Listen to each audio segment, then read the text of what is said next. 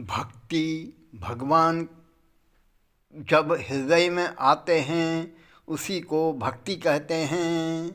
जब आपके हृदय में प्रेम से भगवान का नाम आता है, भगवान का रूप आता है, भगवान की लीलाएं आती हैं, भगवान का धाम आता है, ये चार चीज़ ही भक्ति कही गई है।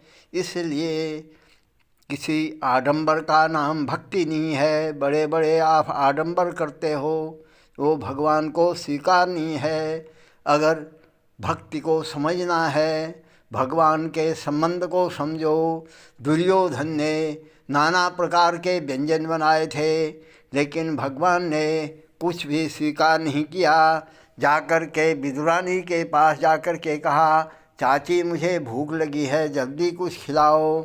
विदुरानी केले छिल छिल करके छिक्कर भगवान को देती थी, केला फेंकती थी। भगवान को अति प्यारा लगा।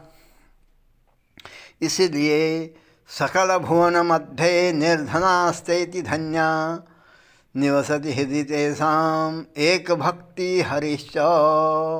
क्योंकि उसके हृदय में केवल भगवान की भक्ति रहती है, इसलिए निर्धन को महान कहा गया है, धनवान को महान नहीं कहा गया है।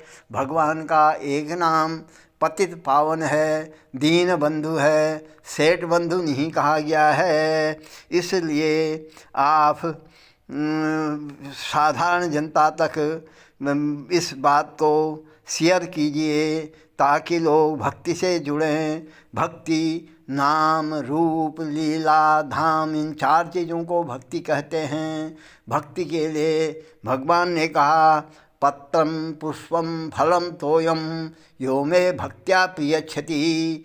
कोई बहुत बड़े आडंबर के लिए नहीं कहा, एक पत्ता दे दो कहा, एक पुष्प दे दो कहा, एक फल दे दो कहा, एक बूंद जल दे दो कहा। इसी का नाम भक्ति कहते हैं, जो प्रेम से भगवान को अर्पण करता है।